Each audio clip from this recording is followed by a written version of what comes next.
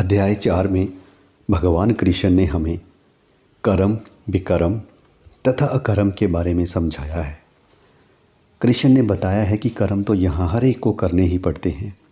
सूर्य को तपने का, पानी को बहने का तथा मनुष्यों को जीवन बनाने का कर्म करना ही पड़ता है। यही प्रकृति की रचना है हमारे लिए। आगे उन्होंने बताया कि मनुष्य 3 प्रकार के कर्म करता है। पहला है कर्म जो फल की आशा में किया जाता है, यानी कुछ पाने के लिए किया जाता है या फिर कुछ बचाने के लिए किया जाता है। सबसे खराब, सबसे निम्न स्तर का होता है विकर्म। विकर्म अपने भीतर के विपरीत किए जा रहे कर्मों को कहते हैं, यानी भीतर कुछ हो तथा बाहर कुछ और कर रहे हों तो उसे विकर्म कहा जाता है। तथा ऐसे कर्मों के हमेशा विनाशक परिणाम आते हैं।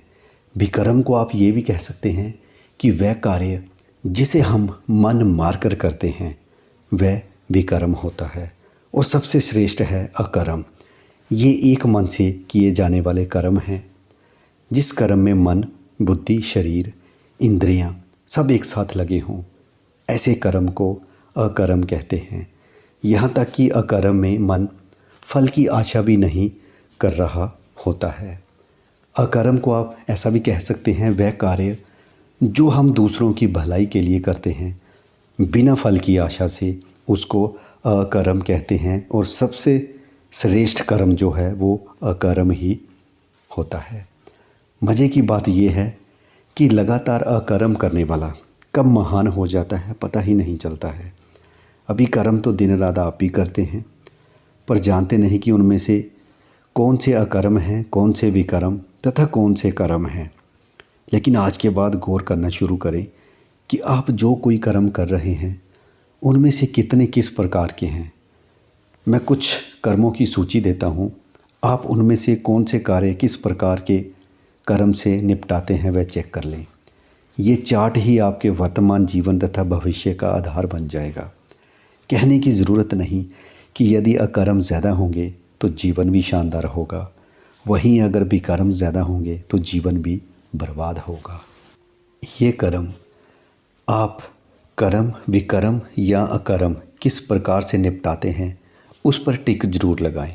नित्य क्रियाएं मतलब रूटीन वर्क जो आप रोज़ काम करते हैं, कर्म मानकर करते हैं, विकर्म होते हैं वो आपके, जहाँ अकर्म होते हैं ज़रूर टिक लगाएं। पत्नी या प्रेमिका के साथ बातचीत करते कर्म, विकर्म या अकर्म क्या है। अपने शौक़ों की पूर्ति के वक्त आप कर्म करते हैं, विकर्म करते हैं या अकर्म करते हैं। माता पिता से बातचीत के वक्त आप क्या करते हैं। कार्य के वक्त यानी ड्यूटी निभाते वक्त आप कर्म करते हैं, विकर्म करते हैं या अकर्म करते हैं। इसी तरीके से जब आप मनोरंजन कर रहे होते हैं तब आप कौन सा कर्म कर रहे होते हैं।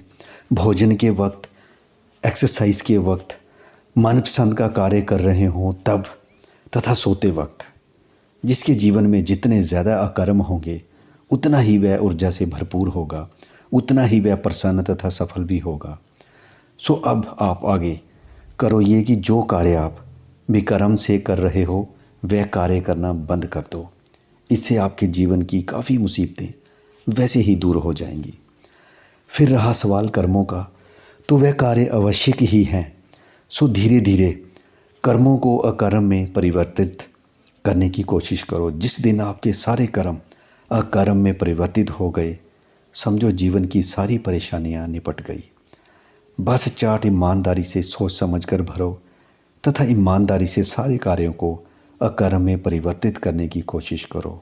फिर देखो कि जीवन क्या से क्या हो जाता है। सो दोस्तों, आज का वीडियो यहीं पे एंड कर रहा हूँ। और मेरा ये जो आज का वीडियो अध्याय 4 मैंने लिया है, बुक का नाम है मैं गीता हूँ, जिसको बेहद सरल भाषा में दीप त्रिवेदी जी ने लिखा है। कोई भी इंसान इस बुक की मदद से गीता का जो महान ज्ञान है उसको बड़े अच्छे तरीके से समझ सकता है। अगर आपको वीडियो अच्छा लगा हो तो लाइक करना, शेयर करना, चैनल को सब्सक्राइब ज़रूर करना। अपना कीमती समय देने के लिए धन्यवाद।